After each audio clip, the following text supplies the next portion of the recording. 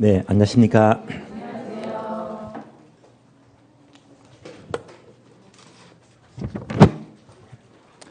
자, 오늘 교재는 151페이지 볼게요. 자, 2장 부동산 시장인데요. 한 문제는 늘 나옵니다. 가끔씩 두 문제가 나오기도 하고요. 자, 그러면 시장 먼저 목차부터 먼저 볼게요.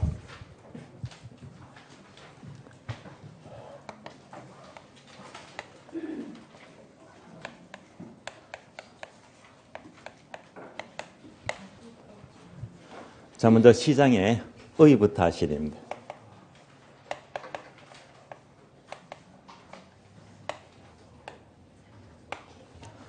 두 번째는요, 시장의 특성이 중요해요.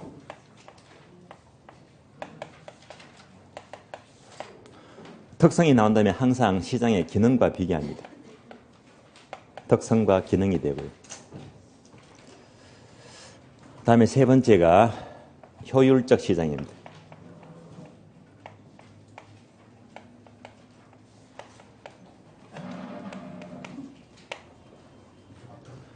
자, 마지막으로 네 번째가 할당자가 붙어요. 할당 효율적 시장입니다.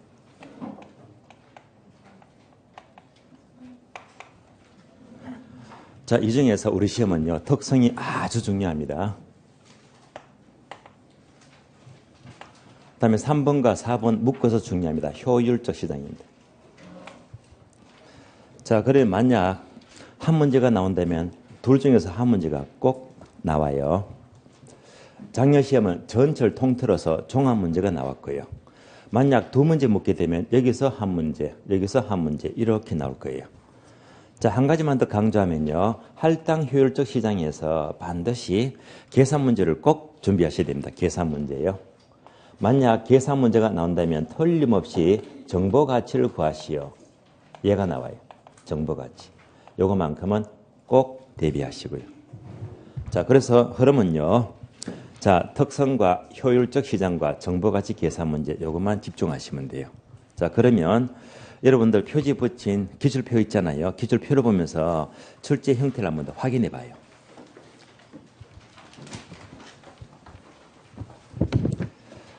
기출표 앞 페이지 오른쪽을 보시면 목차 1번에 있죠. 부동산 시장이 나옵니다. 먼저 두 번째 까만 표를 보시면 세모표. 부동산 시장 특성이 엄청 나왔죠. 엄청납니다. 14번요. 자, 3회, 4회, 5회, 8회, 10회 때 두 문제 나왔고요. 11, 추가 시험, 16, 17, 19, 21, 22, 23 엄청 나왔잖아요. 또 다음 까만 세모가 부동산 시장 기능이 나와요. 기능은요. 자, 9회 때, 14회 때 겨우 두 문제밖에 안 나왔어요. 약합니다. 다음에 한 줄 내려가세요. 효율적 시장 많이 나왔죠. 자, 총 7번 나왔습니다. 8회 때 두 문제, 11회, 13회, 추가 시험 22, 27. 자, 그리고 전학이 있죠. 정보가치 계산 문제가 14회, 추가 시험 25회 때요. 자, 이 계산 문제는요. 학교론에서 3번 나왔지만 중개법에서 8회 때, 9회 때 2번 나왔거든요. 토탈 계산 문제가 사실은 5번 나온 거예요. 자, 그러면 확인해서 본다면요. 특성에서 문제가 14번 나왔고요. 다음에 기능에서 2번 나왔고 약해요.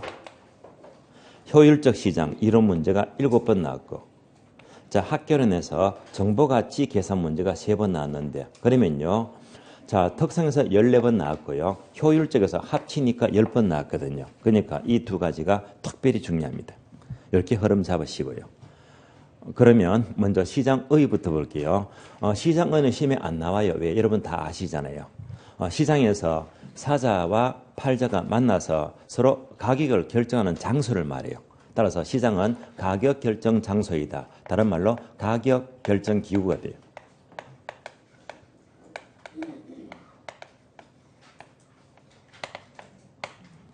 그러면 우리 시험은 부동산 시장 하게 되면 이것은 반드시 알아야 됩니다. 부동산 시장은 한마디로 불완전 경쟁 시장, 줄여서 불완전 시장입니다.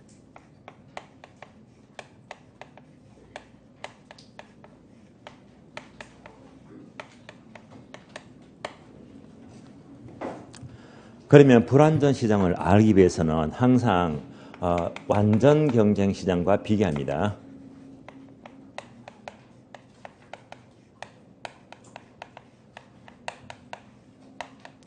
여기서 완전 경쟁 시장은 현실적으로 사실상 존재하기가 어려워요. 이것은 짧게 말하면 가장 기준적 시장이고요. 가장 이상적인 시장이고 자원 배분이 가장 효율적으로 이루어지는 시장입니다. 그러면 이것이 되기 위한 여러 가지 조건들이 있거든요. 이 내용들을 교재 통해서 확인해야 됩니다.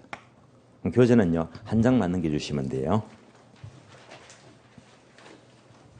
152페이지가 되고요. 목차 2번 보시면 시장 형태가 두 가지가 있죠. 완전 경쟁 시장과 불완전 경쟁 시장입니다. 그러면 가로 1번 가장 기준적이고 이상적인 완전 경쟁 시장이 되기 위해서는 동그라미 2번에 있죠. 성립 조건. 자, 네 가지 조건을 모두 아셔야 됩니다. 제목만 밑줄 하시면 돼요. 기역번, 재화의 동질성 밑줄. 니은번요, 다수의 소유자와 공급자. 디귿번, 자유로운 진입과 퇴거. 리얼번, 완전한 정보. 네 가지를 모두 갖춰야 됩니다. 하나씩 볼게요. 첫 번째, 모든 상품은 동일해야 됩니다. 동질성입니다. 두 번째, 진입과 퇴거가 자유로워야 됩니다.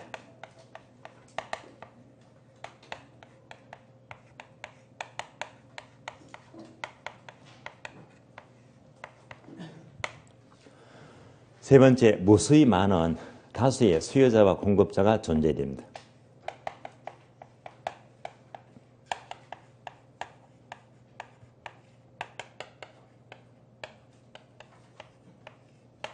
그리고 완전한 정보죠. 정보의 완전성입니다.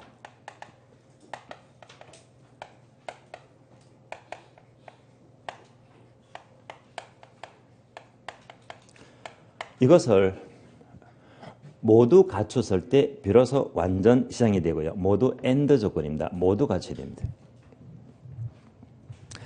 만약 이 중에서 단 하나만 빠뜨리면요, 완전 시장이 될 수가 없어요. 하나만 빠뜨려도 바로 불완전 시장이 되어버립니다. 그래서 완전 시장은요, 이상의 네 가지 조건을 바로 떠올려야 됩니다.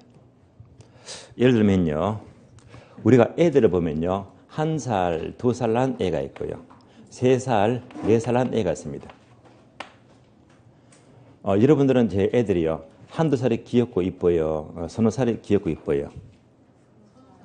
저는 아마 이쪽이 많더라고요. 한두 살은 너무 어리니까요. 애가 말도 못하고 울고 보채기만 하니까요. 조금 크면요, 이때부터 이제 자 걷고 뛰고 이제 말도 배우죠. 그리고 이제 애기도 떨고 지렁도 부리고 한참 귀여울 때잖아요. 아주 오래전인데요. 저희 집 애도 마찬가지입니다. 저희 집 애가 이제 3살, 4살 됐을 때. 그런데 얘들이 요 나이가 되면요, 어른들과 생각이 너무 달라요. 한마디로 동심의 세계는 전혀 알 수가 없단 말입니다. 너무 때가 안 묻었어요. 한 번은 이런 일이 있었는데요. 자, 얘가 이제 어렸을 때, 3살 살 때 동네 주택가에서 주택가 골목 끝에서요, 혼자서 쪼그리고 앉아서 혼자서 놀고 있어요. 너무 집중을 하더라고요. 그래서 뭘 하나 싶었어요. 제가 살가만히 몰래 살감살감 뒤에서 지켜봤거든요. 그러니까 이제 앞에 뭐가 있냐면 이게 있어요. 자, 이거 아시죠? 하수구 창 있잖아요. 옆에 딱 쪼그리고 앉아서 한 손에는요, 100원짜리 동전을 10몇 개 움켜쥐고요. 갑자기 동전 100원짜리를 딱 끄집어내고 보더니 이걸요, 여기다가 탁 빠뜨리고는 좋다고 까르르 웃으면서 막 박수를 치는 거예요. 속으로 미쳤나 싶었어요. 물었습니다. 예, 너 지금 뭐하니? 물었더니 응, 아빠, 나 지금 저금하고 있어. 상상을 초월하잖아요. 얘들 생각은요. 예. 그러니까 뭐라고 할 수도 없고요. 어른의 생각과 너무 다르단 말입니다. 이런 애들이요, 이제 또래 애들끼리 서로 만나요. 4명, 5명 서로 만나게 되면요, 또 어른과 다른 게 얘들은 적이 없어요. 예. 금방 친해집니다. 한 30분도 안 돼요. 금방 어울리면요, 친구처럼 아주 친하고 아주 다정스럽게 어울리고 놀잖아요. 이런 애들을 주로 동자라고 부르죠. 동자들끼리 어울리면 서로 다정스럽게 어울리고 놀더라. 동자다정, 암기껏. 동자다정입니다.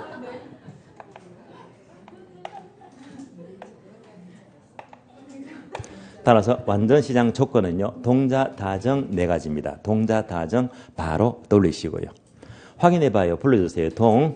동질성, 자유로운 진입과 퇴거, 다수의 소유자, 공급자, 정보의 완전성 해서 동자, 다정 모두 갖춰야 됩니다. 그럼 이제 부동산과 비교합니다. 부동산은요, 하나만 어긋나면 얘가 될 수가 없다고 했잖아요. 부동산 비교합니다. 그러면 부동산은요, 부부연계 특성 아시죠? 요거랑 비교합니다. 첫 번째, 완전 시장은 모든 상품은 동일해야 됩니다. 그러면 자, 모든 상품이 동일할 때 요거 아시잖아요. 동일한 물건에는 동일한 가격이 성립이 된다. 언제나 일물일가 법칙이 성립된다고 봐야 됩니다. 그런데 부동산은 그렇지가 않잖아요. 부동산은 부부 연계 중에서 개별성. 똑같을 수가 없잖아요. 자, 개별성 특성 때문에 결코 동일할 수가 없기 때문에 일물가 법칙도 성립될 수가 없다는 말입니다. 첫 번째부터 조건이 맞지가 않습니다. 그러면 동질성하게 되면 예를 들어 볼까요? 자, 동질성을 띈 상품하게 되면 예를 들면 우리가 먹고 있는 쌀 있죠. 자, 모든 국민들이 자, 아침, 점심, 저녁으로 쌀을 똑같이 밥을 먹고 있습니다. 일단 쌀은요, 동질성을 띄었다고 가정하면서 이제 쌀을 예로 연결합니다. 다음에 두 번째요. 완전 시장은 진입과 퇴거가 자유로워요. 예컨대 쌀 농사가 재미가 있다면 누구든지 들어와서 마음대로 농사를 지으면 되는 거예요. 또 만약 쌀 농사가 재미가 없다면 언제든지 마음대로 농사를 포기하고 그만둘 수가 있죠. 진입과 퇴거는 자유롭다는 말입니다. 그런데 부동산은 그렇지가 않습니다. 자, 진입과 퇴거가 어려워요. 자유롭지가 않다. 왜 그러죠? 바로 고가성 때문입니다. 부동산은 몇 억씩 하니까요. 진입하는 것도 몇 억을 모아야 됩니다. 쉽지가 않습니다. 설령 몇 억을 준비해서 자, 학원을 차렸다고 가정해요. 차렸습니다. 그런데 만약 학생 수가 없다면 장사가 안 되는 거잖아요. 그렇다고 바로 때려칠 수도 없다는 말입니다. 그래서 부동산은 고가성 때문에 진입과 퇴거는 어렵다라고 표현합니다. 세 번째요. 완전 시장은 무수히 많은 다수의 소유자와 공급자가 존재해야 됩니다. 자, 무수히 많다는 것은요. 쌀의 경우에는 쌀을 먹는 소유자가 5천만 명이 넘어갑니다. 무수히 많잖아요. 쌀을 공급하는 농민들도 수백만 명이 넘어갑니다. 무수히 많습니다. 부동산은요. 무수히 많다고 볼 수는 없대 말입니다. 오히려 무수히 많다기보다는 오히려 소수의 소유자와 공급자가 존재한다라고 봐야 됩니다. 이것도 맞지가 않습니다. 다음에 정보의 완전성, 줄여서 완전한 정보인데요. 여기서 완전한 정보란 것은 모든 정보를 모든 사람이 다 알고 있다는 말입니다. 예를 들면 쌀이죠. 자, 그러면 쌀값. 자, 쌀 20kg에 대충 얼마쯤 합니까? 20kg. 5만 원요? 그럼 5만 원 잡을게요. 자, 20kg 5만 원 하면요. 이 쌀 가격에 대한 정보를 이 수많은 사람들이 똑같이 알고 있다는 말입니다. 우선 저부터 쌀값을 몰라요. 그러니까 정보가 완전하는 것은 쉽지가 않다는 말입니다. 또 완전한 정보라는 것은 자, 모든 사람이 알면서 동시에 과거, 현재, 미래 똑같이 알고 있어야 됩니다. 이것이 완전한 정보가 돼요. 이런 정보가 어려워요. 예를 들면 자, 이런 예가 있죠. 크리스마스가 몇 월 며칠이죠? 12월 25일입니다. 이는 완전한 정보가 돼요. 남녀노소 불문하고 크리스마스가 이 날짜라는 것은요. 10년 전에도 똑같은 날짜가 되고요. 올해도 마찬가지고 앞으로 100년 지나도 여전히 똑같은 날짜가 돼요. 이런 것들이 완전한 정보가 됩니다. 결국 완전한 정보라는 것은 모든 사람이 다 알기 때문에 정보 활동이 필요가 없다는 말입니다.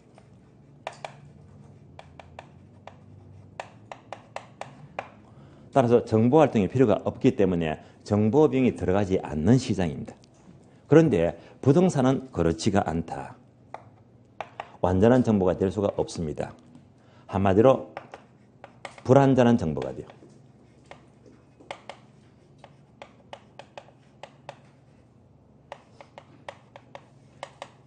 자, 그 이유가 바로 부동성이죠.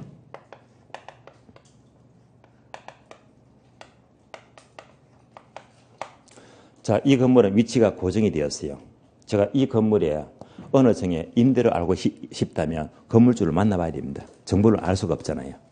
또 지역성입니다.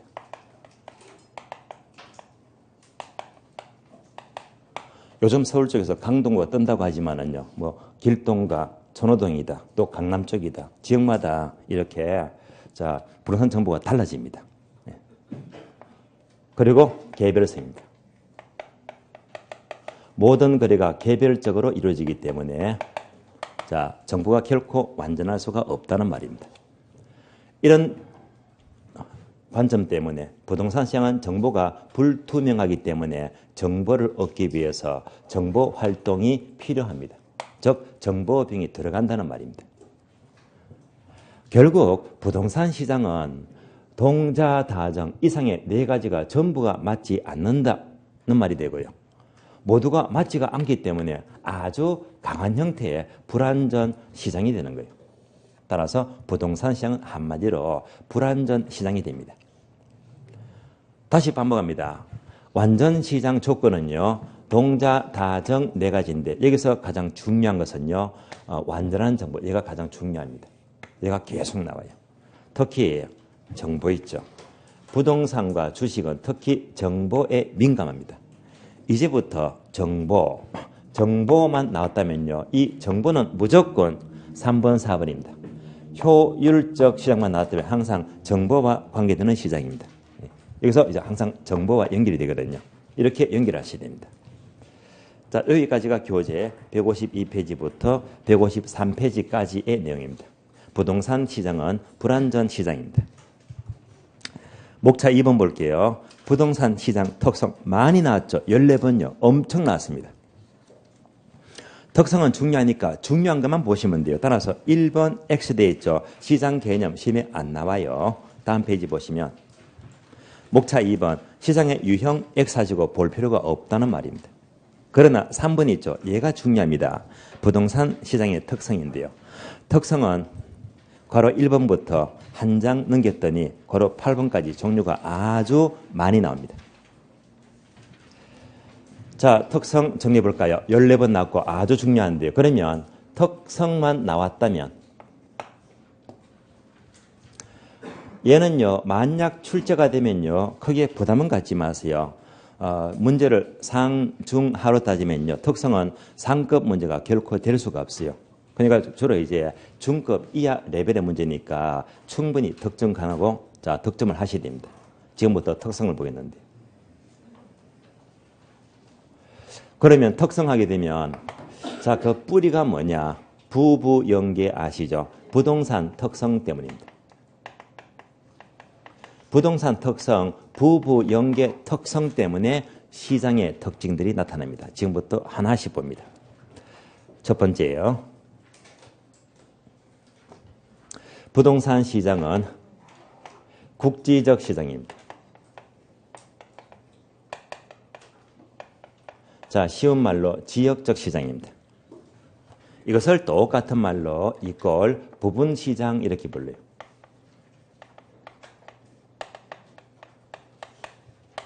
예를 들면 똑같은 평수의 아파트라고 하더라도 강남과 강북은 가격이 다르다고 했잖아요. 이렇게 지역적으로 가격이 달라지더라. 지역적으로 시장이 세분화됩니다.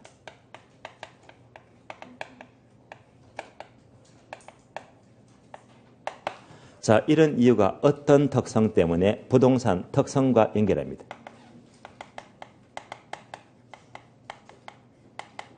특성과 연결하면 바로 부동성이죠. 부동성 때문에 시장의 국지성, 지역성이 나타납니다. 두 번째, 부동산 시장은 수요 공급 조절이 곤란합니다.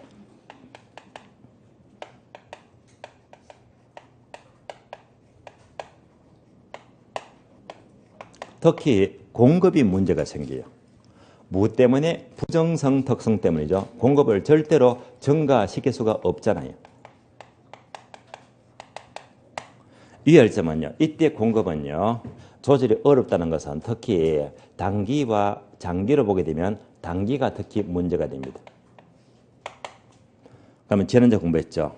기간이 단기이면 탄력적, 비탄력적, 비탄력적. 기울기는 완만하다, 가파르다, 가파르다 해서 단기의 공급이 비탄력적입니다. 자, 단기가 공급이 비탄력적이면 다시 말하면요, 단기의 공급을 늘리기가 쉽지가 않다는 말입니다. 간단한 예를 들어 볼게요. 그래프로 비교합니다.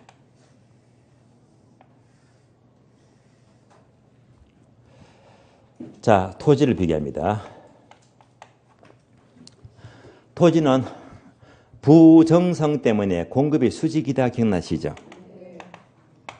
얘가 물리적 공급, 경제적 공급, 물리적 공급입니다. 물리적 공급을 절대로 증가시킬 수가 없다. 그래서 얘가 바로 공급 조절의 곤란성입니다. 그러면 용도를 바꾸자. 용도를 바꿔서 공급을 늘리면요, 그래프가 우상향망이 됩니다. 얘는요, 물리적 공급, 경제적 공급, 경제적 공급입니다. 따라서 부정성 때문에 공급 조절이 곤란합니다. 그다음에 건물입니다.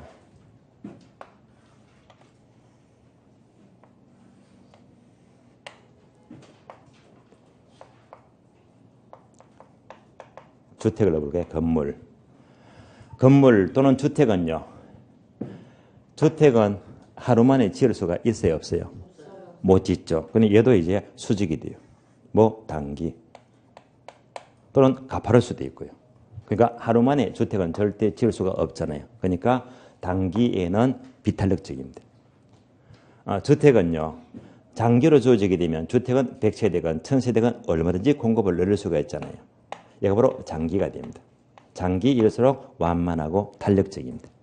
따라서 토지건 주택이건 항상 공급을 증가 못 시키는 것은 부정성 특성과 단기가 문제가 된다라고 부릅니다. 다음에 세 번째요. 부동산 시장은 모든 거래가 개별적으로 이루어지기 때문에 정보를 공개하기를 꺼려합니다. 정보의 비공개성입니다. 바로 개별성 때문이죠. 다음에 네 번째요.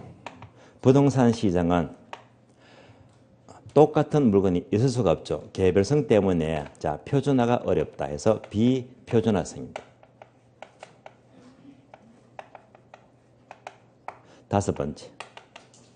부동산 시장은 유통체계가 조직화되어 있지가 않다 해서 비조직성입니다. 이런 것들의 공통되는 특성들이 모두가 개별성 때문이죠. 개별성. 따라서 개별성 특성 때문에 시장은요. 자, BBB가 나타난다. 3B가 돼요. BBB. 그래서 비공개, 비표준화, 비조직화된다. 모두가 개별성과 관계되고 있습니다.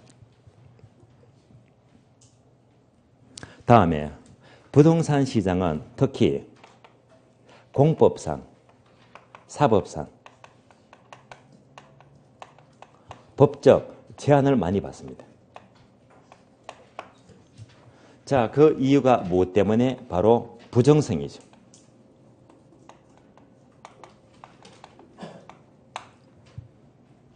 부정성 특성 때문에 언제나 토지가 부족합니다.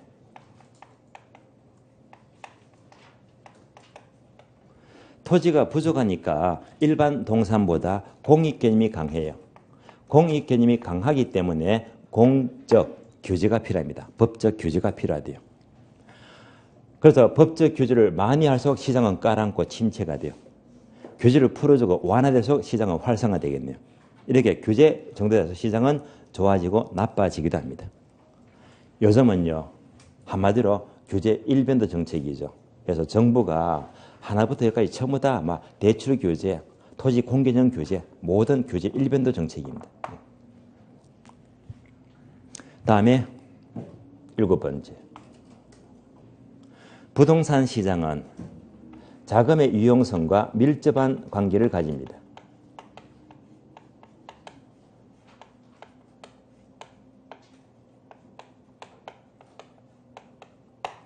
여기서 자금의 유용성이란 쉬운 말로 은행의 융자 또는 대출을 말해요.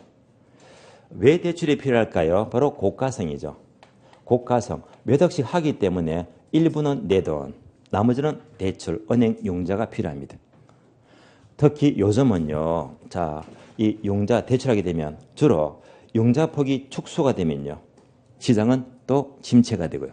융자폭을 확대하면요. 시장은 활성화됩니다. 이게 따라서 시장은 크게 달라집니다. 요즘 보시죠. LTV 규제 심하죠. 또 DTI입니다. DTI가 모자라서 DSR 적용하죠. 이런 대출 규제가 워낙 심하니까 특히 이런 이유 때문에 주거용 부동산은 주거용 부동산, 주택입니다. 이런 것들은 자 소득이 미미하면요 대출이 나갈 수가 없단 말입니다. 그래서 지금은요 상당히 대출 규제를 아주 많이 하고 있습니다. 8번째. 부동산 시장은 특히 외부 효과 영향을 특히 많이 받습니다.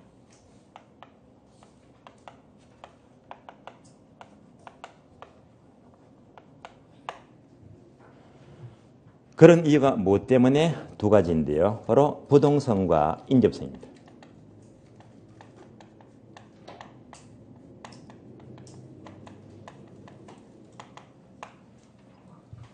예컨대 대상 토지는 절대로 못 움직이잖아요. 부동산입니다. 못 움직이는데 인접한 토지가 전철 역이 들어서면 동네가 좋아집니다. 정의 외부 효과예요. 전철역이 아니고 정반대로 교도소가 생기면 지역이 나빠지더라. 바로 부외 외부 효과입니다. 인근 환경 영향을 특히 많이 받습니다. 요즘 뉴스 많이 보시죠. 자, 군산이 무너지고 있잖아요. 뭐 때문에? 대구 GM이 철수하니까요. 그 바람에 퇴출된 근로자가요. 목을 맵니다. 2명씩이나. 참 안타까워요. 지역 경제가 무너집니다. 뭐 때문에? 바로 외부 환경 때문입니다. 경남 통영이 있죠. 경제가 휘청거립니다. 시장이요. 뭐 때문에? 조선소가 무너지니까요. 그만큼 영향이 크더랍니다. 마산, 창원 심각합니다. 뭐 때문이죠? 그 경제의 주를 이루는 STX 회사가 있어요. 이 회사가 이제 엎어지니까 이때부터 미분양 아파트가 속출하고요. 즉 경제가 무너지는 거예요. 그래서 아주 지역은 심각합니다. 다음에 9번째예요. 부동산 시장은 투자의 고정성입니다.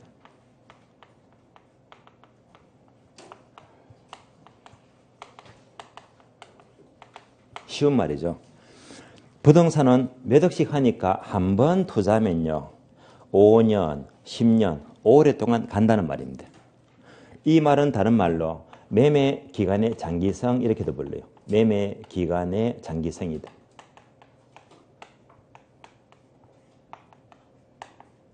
즉 사고 파는 데 아주 오랜 시간이 소요가 된대요.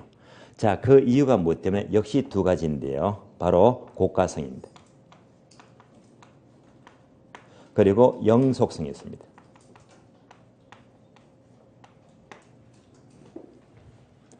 부동산은 몇 억씩 하기 때문에 이걸 모으려면 몇 년 모아야 됩니다. 장기가 소요되고요. 몇 억씩 하니까 이것을 파는 것도요. 금방 안 팔리고 6개월 걸리고 1년씩 걸리잖아요. 그래서 장기가 소요가 돼요. 고가성 때문이고 이렇게 장기가 소요되면 시간 개념, 영속성, 특성 때문입니다. 결국 이상의 많은 부동산 시장의 특성들은요. 그 뿌리가 어려서부터 부동산 특성, 부부 연계성 모두가 이렇게 비롯되고 있습니다. 그래서 여기서 이제 항목을, 지문을 5개만 뽑아내면 종합 문제가 돼요. 어려운 지문은 잘 안 나오니까 충분히 득점이 가능합니다. 어떤 분들은요. 이것도 암기를 했으면 좋겠는데요. 하거든요. 암기하고 안 하고는 큰 차이가 없겠지만요. 굳이 암기하겠다면 요즘 이제 날씨가 많이 풀렸죠. 그죠? 문득 월요일 날 수업을 하려고 아파트 단지를 딱 나오니까 목련꽃이 화사하게 폈더라고요. 야, 봄인 걸 느끼겠더라고요. 그래서 이제 꽃을 보니까 역시 봄은 봄이다 싶더라고요. 근데 그날 저녁이 되니까 아직까지는 저녁에 좀 쌀쌀해요. 그러니까 이제 이 가벼운 티만 걸치고는 좀 추우니까요. 아직까지도 잠바를 입든지 외투를 걸쳐야 됩니다. 유명한 사람이 있죠. 공자요. 공자가 외투를 걸쳐요. 암기하고 있습니다. 자, 공자가 외투를 걸칩니다. 나왔잖아요. 자, 공자가 외출을 걸치고 이제 전심을 먹으려고 합니다. 모처럼 국수를 먹어야지, 국수. 예. 자, 국수가 잔치국수도 있고 비빔국수도 있죠. 그럼 비빔국수를 먹어야지. 어떻게 먹죠? 비벼서 먹잖아요. 그래서 비빔국수를 먹자, 국수를 비벼서 먹자, 국수 비비비 하시면 돼요. 따라서 공자가 외투를 걸치고 국수 비비비 하시면 돼요. 그래서 공자 외투 국수 비비비 하시면 특성이 그대로 나옵니다. 여기까지 확인하시고요. 자, 여기까지가 교재 156페이지까지의 내용입니다.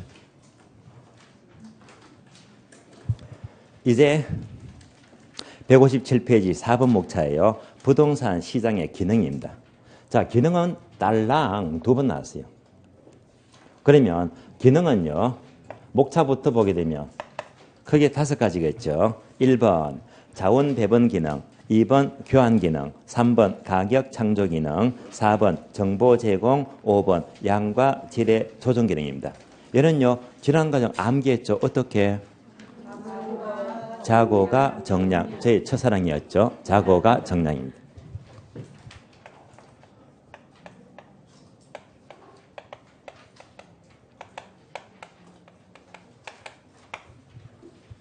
그러면 부동산 시장 기능은요, 바로 자원 배분 기능이다. 즉 시장에서 사고 판단하는 것을 말합니다.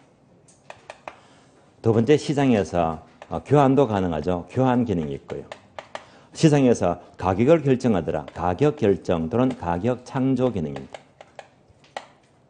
시장에서 부동산 관련 여러 가지 정보를 얻더라. 정보 제공 기능이고요. 시장에서 양과 질의 조정이 가능합니다. 이상 자고가 정량 5가지가 시장 기능이고, 그러니까 이제 오지 쓴다 나오기는 딱 좋잖아요. 그래서 이제 묻게 되면 다음 중에서 시장의 기능에 속하지 않는 것 1번, 2번, 3번, 4번, 5번 하면서 틀린 답은요, 하나만 싹 지우고 뭘 넣을까요? 앞에서 봤던 특성을 집어넣어요. 특성을 집어넣으면 틀린 말이다. 왜? 기능이 아니잖아요. 이렇게 넣습니다. 뭘 집어넣더라? 바로 국수, 비비비, 공자, 외투를 넣으면 틀린 말입니다. 이러면 이제 구분은 쉽지만은요, 막상 모의고사 내게 되면요, 자고가 정량, 암기 빤히 해놓고도 틀려요. 아시겠어요? 암기 해놓고도. 자, 다시 말하면 시장의 국지성은요, 특성이잖아요. 여기다가 국지적 기능, 답을 못 찾아요. 암기는 잘 해놓고요. 시장이 비비비가 있다. 그래서 비조직성, 특성입니다. 여기다가 비조직적 기능, 틀린 말인데 이걸 못 찾더란 말입니다. 그래서 항상 자, 특성과 기능을 이렇게 구분 비교합니다. 이제 158페이지 보니까 큰 박스가 나와요. 참고인데요. 제목은요, 부동산 시장의 분석입니다. 일단 박스 앞에다가요, X하고 안 보는 게 좋을 것 같아요. 다만, 자, 안 봐야 되겠지만, 오른쪽 페이지 보시면요, 159페이지입니다. 세 번째 줄 보시면 괄호 2번 입지계수 찾았습니까? 입지계수만 동그라미 하시고요. 페이지만 적어줘요. 196페이지 적었습니다. 그리고 196페이지를 찾아보세요. 폈습니까? 그러니까 목차 2번 입지계수가 안 나와요? 나오잖아요. 줄여서 LQ가 되고요. 여기다가 A 적어주고 A급입니다. 중요합니다. 만약 입지계수만 나왔다면요, 무조건 득점하세요. 이런 거 놓치면요, 합격에 문제가 생겨요. 무조건 내가 득점해야 됩니다. 입지계수는요, 100% 계산 문제만 나와요. 계산 문제. 그럼 입지계수는요, 참고로 올해 29회 시험이죠. 29회. 입지계수는 언제 나왔지? 27회 때 나왔어요. 나왔고 올해 3월 3일, 그러니까 얼마 안 됐어요. 3월 3일 날 제29회 감정평가사 1차 시험을 쳤습니다. 감평사 시험입니다. 여기서도 입지계수가 계산 문제 나왔거든요. 계산 문제가 잘 나온데 말입니다. 그러면 입지계수는 박스 공식 보게 되면 공식이 나와요. 2줄 공식과 4줄 공식입니다. 4줄 공식을 동그라미, 2줄은 필요가 없어요. 4줄 공식으로 무조건 문제를 풀어야 됩니다. 입지계수는요, 한 번 연습하면 별 부담이 안 되기 때문에요. 진도상 얘는요, 5월달, 6월달에 과정에서 따로 계산 문제를 풀 거예요. 그때 가서 보겠습니다. 자, 입지계수 나왔다면요. 절대 놓치지 말고 득점하셔야 됩니다. 다시 원래 페이지 봅니다. 160페이지예요. 160페이지 보시면 목차 03번입니다. 효율적 시장입니다. 역시 중요합니다. 왜? 이론 문제가 7번 나왔고 계산 문제가 3번 나왔는데 이것도 모자라서 중개법에서도 계산 문제가 2번 더 나왔잖아요. 아주 많이 나왔습니다. 지금부터 효율적 시장을 보겠는데요. 그러면 3번, 4번 효율적 시장만 나왔다면 무조건 정보를 돌리자. 그래서 정보와 관계되는 것이 바로 효율적 시장입니다.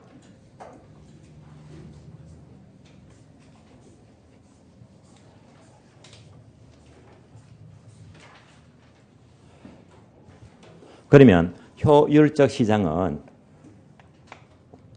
어떤 정보? 자, 정보 하게 되면요. 특히 부동산이나 주식은 특히 정보에 민감합니다.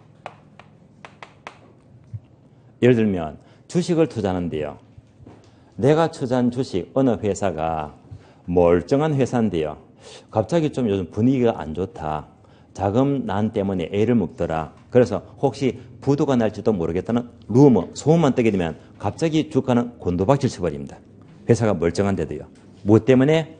정보가 적각 가치에 반영되기 때문입니다. 따라서 어떤 정보가 적각, 지첩시 가치에 반영이 된대. 이런 시장을 효율적 시장 이렇게 불러요. 정보가 적각 가치에 반영되는 시장, 효율적 시장 이런 말은 나와야 됩니다. 여기까지가 의의가 되고요. 그러면 괄호 1번 개념 볼까요? 개념 봤더니 동그라미 1번과 2번이 나옵니다. 2번 제목이 시장의 효율성인데요. 그러면 두 번째 줄 보니까 그리고 있죠. 그리고부터 밑줄 하시면 돼요. 새로운 정보가 지첩시 가치에 반영되는 시장을 효율적 시장이라고 한다. 여기까지 개념을 확인하시고요. 그러면 괄호 2번 보게 되면요. 종류, 유형이 크게 세 가지인데요. 동그라미 1번 약성 효율적 시장, 2번 준강성 효율적 시장, 다음 페이지 3번 강성 효율적 시장 세 가지인데요.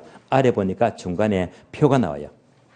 자, 표를 통해서 세 가지를 한꺼번에 비교 정리합니다. 표를 자, 교재보다 좀 더 상세히 좀 깊이 있게 볼게요.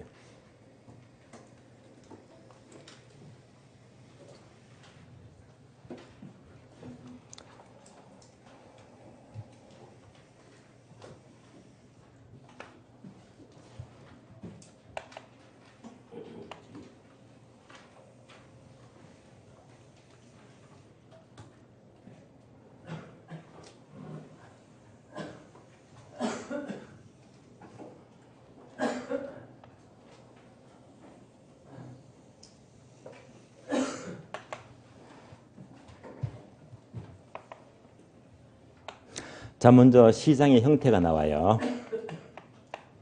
방금 보았듯이 크게 세 가지죠. 약성 효율적 시장, 다음에 준강성, 그리고 강성 효율적 시장입니다. 세 가지. 그러면 이제 정보하게 되면 정보만 나타나면 항상 지금부터는요. 완전 경쟁 시장과 불완전 경쟁 이 두 가지로 늘 비교합니다. 지금부터 항상 완전 불완전 이 두 가지를 비교하는 거예요. 그러면 이것 두 개 묶었어요. 이것이 바로 불완전 시장입니다.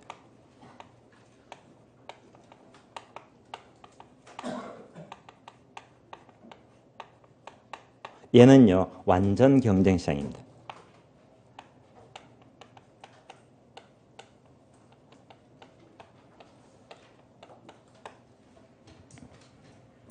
참고로 부동산 시장은 불완전 시장입니다. 그러면 정보하니까 시점에 따라서 크게 과거 정보, 현재 정보, 미래 정보로 구분됩니다. 첫 번째, 과거 정보예요. 현재 정보예요. 그리고 미래 정보예요.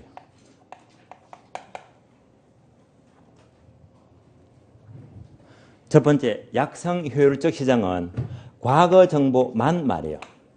그러니까 과거 정보가 적각 가치에 반영되면 약성 시장이 되니까 현재 X, 미래 X가 돼요. 과거 정보가 약성 시장입니다. 준강성 시장은요, 과거를 포함해서 현재 정보를 말해요. 현재 정보가 적각 가치에 반영이 되면 준강성 효율적 시장이고 미래 정보는 X가 됩니다. 다음에 강성 효율적 시장은요, 과거, 현재, 미래 모든 정보가 반영이 되면 강성 효율적 시장입니다. 이때 자, 모든 정보를 전부 알고 있다. 얘가 다른 말로 완전한 정보가 돼. 완전한 정보이다. 여기서 완전한 정보만 나왔다면 바로 완전 경쟁 시장입니다. 따라서 완전한 정보이니까 얘랑 얘가 똑같아 이 말입니다. 따라서 완전 경쟁 시장은 강성 효율적 시장에 가장 부합되는 시장, 같은 시장입니다. 같이 보시면 돼요. 그러면 부동산, 불완전 시장은 결코 정보가 완전할 수가 없잖아요. 완전할 수가 없기 때문에 얘는 될 수가 없단 말입니다. 될 수가 없다면 어디까지? 이만큼이죠. 준강성까지는 말이에요. 따라서 부동산 또는 불완전 시장은 어디까지? 준강성까지의 시장만 가리킵니다. 이렇게 연결합니다. 다음에 분석 방법입니다.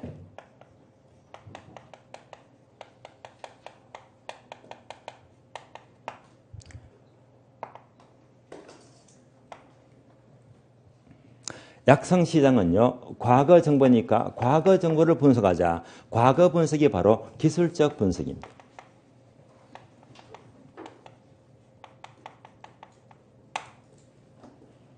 반면에 준강성 시장은 현재 정보죠. 현재 정보를 분석, 현재 분석은 기본적 분석입니다.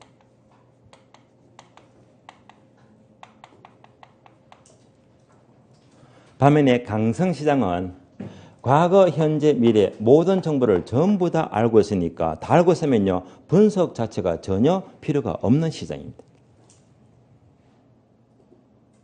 다음에 가장 출제가 잘 되고 있는 초과윤입니다.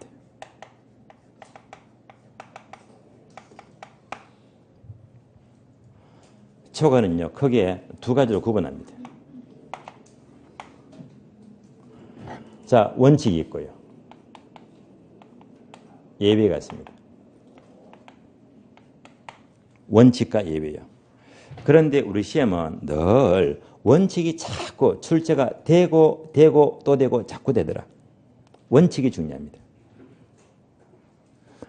따라서 세 가지 시장은 모두가 원칙적으로 초과에는 X 얻을 수가 없는 것이 원칙입니다. 얻을 수가 없다. 그 이유가 뭐냐면요, 약성 시장은 과거 정보잖아요. 그러면 100명이 있는데 100명 모두가 과거 정보를 다 알고 있대요. 다 알고 있으니까 자, 초과를 얻을 수가 없다는 말입니다. 준강성 시장은 현재 정보인데요. 현재 정보를 100명이 있다면 100명 모두가 현재 정보를 다 똑같이 알고 있어요. 다 알고 있으니까 초과는 얻을 수가 없다는 말입니다. 강성 시장은요, 당연히 모든 정보를 전부 다 알고 있으니까 초과윤 얻을 수가 없습니다. 쉬운 편인데요. 그런데 우리 출제원들은요, 초과윤을 모두가 얻을 수가 없는 것이 원칙이다. 쉬운 내용이지만은요, 자, 초과윤 이런 단어를 잘 쓰지 않습니다. 말을 살짝 돌려가지고요. 이런 초과윤을 이렇게도 표현하죠. 정상 이상의 이윤입니다. 정상 이윤이 아니고 정상 이상의 이윤. 얘가 바로 초과가 되는 거예요. 이런 단어를 절대 정상 이윤으로 착각하시면 안 돼요. 단어를 바꿔서 묻습니다.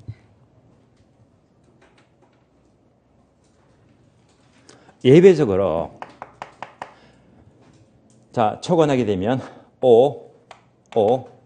X가 돼요. 이건 뭐냐면요. 약성시장은 모두가 과거 정보를 전부 다 알고 있는데 자, 특정 소수가 과거뿐만 아니고 현재나 미래 정보까지 알고 있대요. 이런 사람은 당연히 초과는 더 먹을 수가 있잖아요. 다음에 준강성 시장은 현재 정보를 모두가 알고 있는데, 자, 특정 소수가 현재뿐만 아니고 미래의 우수한 정보를 미리 알고 있다면 당연히 초과인을 얻을 수가 있는 예배가 성립이 됩니다. 반면에 강성시장은 모든 정보를 다 알고 있으니까 예배가 있을 수가 없다는 말입니다.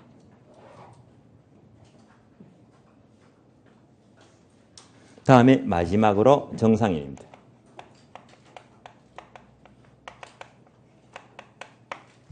당연히 세 가지 시장은 모두가 정상을 얻을 수 있다. 모두가 정상인은 얻을 수가 있습니다. 자, 한 번 더 반복 강조하고 쉬겠는데요. 그러면 시장 형태가 세 가지가 나왔습니다. 그러면요, 완전 경쟁 시장은 강성 효율적 시장에 가장 부합된다. 요즘은 기억하시고요. 그리고 불안전 또는 부동산 시장은 어디까지? 준강성까지의 시장입니다. 그리고 자, 분석 방법이 있죠. 얘도 지문은 잘 나오는 편입니다. 따라서 약성 시장은 과거 분석이다, 기술적 분석이 되고, 준강성은 현재 분석이다, 기본적 분석이 됩니다. 가장 출제가 잘 되는 것 바로 초과인입니다. 얘가 가장 잘 나와요. 계속 나옵니다. 따라서 세 가지는 원칙적으로 초과는 얻을 수가 없다. 여기까지만 제대로 아시면 돼요. 자, 여기까지 162페이지까지를 보았습니다. 그러면요, 163페이지 있죠. 할당 효율적 시장은요, 쉬었다가 다음 시간 이어서 계속 보겠습니다. 쉬겠습니다.